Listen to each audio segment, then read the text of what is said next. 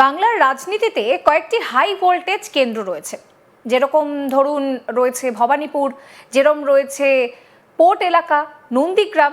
এই সমস্ত জায়গাকে আমরা বুঝি যে একদম ভীষণ হাই ভোল্টেজ। যখনই রাজনীতির পারদ চড়তে থাকে এই সমস্ত কেন্দ্রগুলো কিন্তু ঘুরে ফিরে আসে। তবে এই মুহূর্তে দাঁড়িয়ে এই সমস্ত কেন্দ্রের তৃণমূলের অবস্থাটা ঠিক কি রয়েছে, তার কারণ রাজ্যে এসআইআর চলছে। আর যেটা জানা যাচ্ছে এখনো পর্যন্ত যে ডেটা সামনে এসেছে সেখানে জানা যাচ্ছে যে এই যে ভবানীপুর কেন্দ্র, যেটা মমতা বন্দ্যোপাধ্যায়ের গড় হিসেবে ধরা হয়, সেই ভবানীপুর কেন্দ্র থেকে নাকি বাদ পড়তে পারে ৪৫,০০০ নাম। আর পোর্ট এরিয়া অর্থাৎ যেটা ফিরহাদ হাকিমের এরিয়া, সেখান থেকে বাদ পড়তে পারে প্রায় ৬৩,০০০-এর ওপর নাম। তাহলে এখান থেকে দাঁড়িয়ে যে প্রশ্নটা ভীষণভাবে ঘুরপাক খাচ্ছে যে তাহলে কলকাতার ওপর কি মমতা বন্দ্যোপাধ্যায়ের যে কন্ট্রোল তথা তৃণমূল কংগ্রেসের যে দাপট আমরা লোকসভা নির্বাচনে দেখেছি, যে দাপট আমরা গত বিধানসভা নির্বাচনেও দেখেছি, সেই দাপট কি তাহলে এবার থাকছে না? এই সমস্ত কিছু নিয়ে কথা বলবো। আমার সঙ্গে আমার কলিগ অনির্বাণ রয়েছে এই মুহূর্তে আমার সঙ্গে। অনির্বাণ, একটা জিনিস দেখো, এই মুহূর্তে রাজ্যে এসআইআর চলছে, নাম বাদ দেওয়ার যে প্রক্রিয়া, ভুয়ো ভোটার, স্থানান্তরিত হয়ে যাওয়া ভোটার, ফেক ভোটার, এগুলোর এখন বাদ দেওয়ার কাজ চলছে।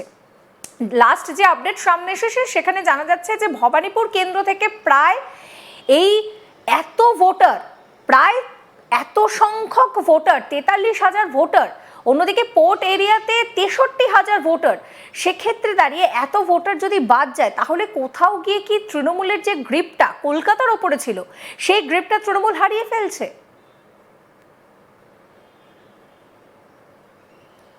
দেখো, এই মুহূর্তে দাঁড়িয়ে খসড়া তালিকা প্রকাশ যখন পাবে পুরো বিষয়টা তখন আরো বেশি পরিষ্কার হবে। কিন্তু মূলত যেটা দেখা যাচ্ছে যে সূত্র মারফত, ইলেকশন কমিশন সূত্র মারফত যে খবর এই মুহূর্তে আমরা পাচ্ছি, সেই সূত্র মারফত খবরে কিন্তু স্পষ্ট হচ্ছে যে কোথাও গিয়ে কিন্তু লাখো ভোটারের নাম এই মুহূর্তে বাদ দিয়েছে।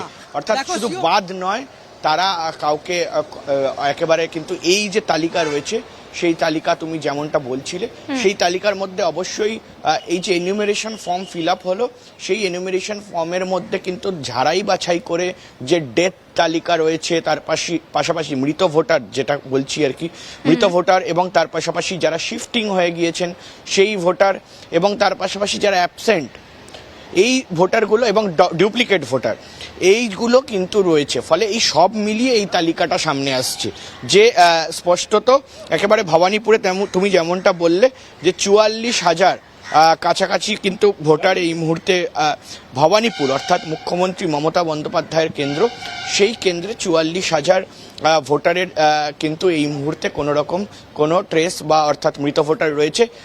এই ৪৪,০০০ ভোটারের নাম কিন্তু লিস্ট থেকে বাদ পড়বে, অর্থাৎ এইটা কিন্তু স্পষ্ট হচ্ছে। এবং তার পাশাপাশি আগামী দিনে তারা কি নথি সাবমিট করতে পারবে কি পারবে না সেই বিষয়টাও কিন্তু আমাদেরকে দেখতে হবে।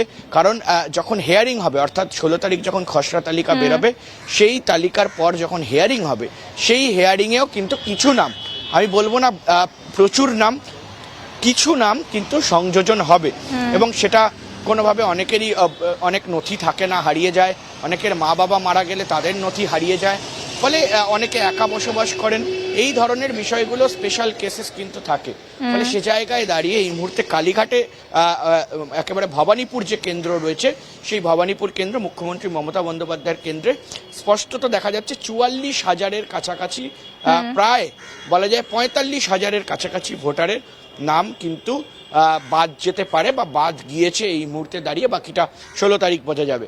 এবং তার পাশাপাশি কিন্তু নন্দীগ্রাম, অর্থাৎ আমি দুজনের অনির্বাণ, আমি নন্দীগ্রামের প্রসঙ্গে আসবো। আমরা যদি একটু ২০১৬ সালের যে নির্বাচন হয়েছিল সেই ১৬ সালের নির্বাচনের দিকে একটু নজর রাখি, সেখানেও মমতা বন্দ্যোপাধ্যায় তিনি জয়ী হয়েছিলেন এবং মমতা বন্দ্যোপাধ্যায়ের সঙ্গে বিজেপির যে ভোট পার্সেন্টেজ, মমতা বন্দ্যোপাধ্যায়ের ভোট পার্সেন্টেজ ছিল সেই সময় দাঁড়িয়ে ২০১৬-র কথা বলছি, ৪৭.৬৬% এবং বিজেপির যে ভোট শেয়ারটা মানে ভোট পার্সেন্টেজটা ছিল সেটা হচ্ছে ১৯.১৩%।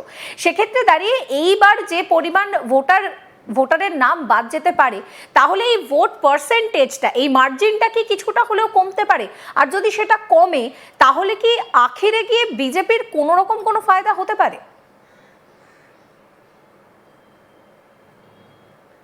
দেখো এই বিষয়টা তো একেবারে এতদিন ধরে দেখাই যাচ্ছিল যে কোথাও গিয়ে শুভেন্দু অধিকারী তিনি বিরোধী দলনেতা তিনি কিন্তু ইতিমধ্যেই বলেছেন যে 1 কোটির মতো ভোটারের নাম বাদ যাবে, অবৈধ ভোটার তিনি বলতে চেয়েছেন 1 কোটি নাম কিন্তু বাদ যাবে। এবং পার্সেন্টেজ যদি দেখো তুমি, ভোট পার্সেন্টেজ শুধুমাত্র ভবানীপুর কেন্দ্র নয় বা শুধুমাত্র এর আগে নন্দীগ্রামে যখন শুভেন্দু অধিকারী যেতে মুখ্যমন্ত্রী মমতা বন্দ্যোপাধ্যায়ের বিরুদ্ধে সেটা নয়, একেবারে যদি তুমি পুরো চিত্রটা দেখো রাজ্যের, তাহলে কিন্তু কিছু শতাংশের মাত্র ফারাক রয়েছে। এবং সেই ফারাকটা যদি এই যে এসআইআর করে যদি কোথাও গিয়ে সেই ফারাকটাকে একেবারে কমানো হয় বা বিজেপি যদি কমায়, তাহলে কিন্তু স্পষ্টত তৃণমূল কিছুটা হলেও জমি হারাবে এবং তৃণমূলের সমস্যা হবে। এবং তার পাশাপাশি বিজেপির কাছে কিন্তু এটা একটা অ্যাডভান্টেজ হবে, কারণ যদি সত্যি অবৈধ ভোটার থেকে থাকে, যদি সত্যি কোনো রকম ভোটার তালিকায় গরমিল থাকে, এতদিন ধরে যারা ভোট দিচ্ছিলেন তারা যদি অবৈধ হয়ে থাকেন, তাহলে তো স্পষ্টত একেবারে এটা তো বলাই যায় যে শাসক দলের সাহায্য ছাড়া অবৈধভাবে বেঁচে থাকা বা জীবনযাপন করা পশ্চিমবঙ্গে সম্ভব নয়।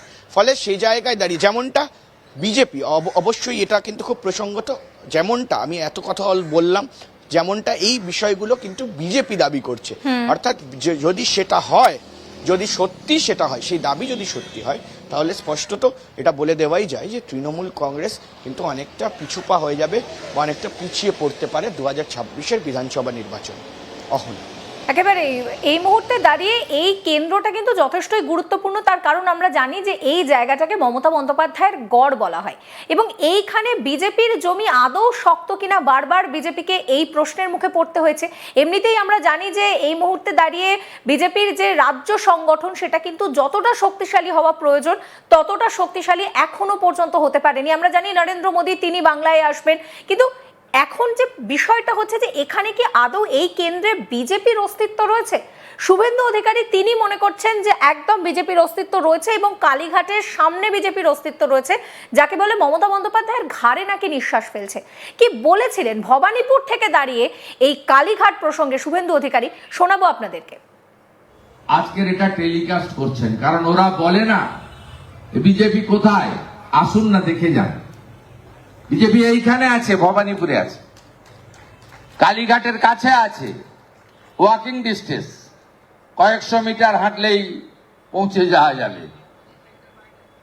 অতএব ভারতীয় জনতা পার্টির উপস্থিতিটা প্রচারিত হবে। অনেকের বুকে লাগছে যে ভোট তো এখনো 4-5 মাস বাকি, যদি এপ্রিলে তো করতেই হবে। এরা তার আগেই এত লোককে বের করে ফেললো ভবানীপুরে। 90% ভবানীপুরের মানুষ।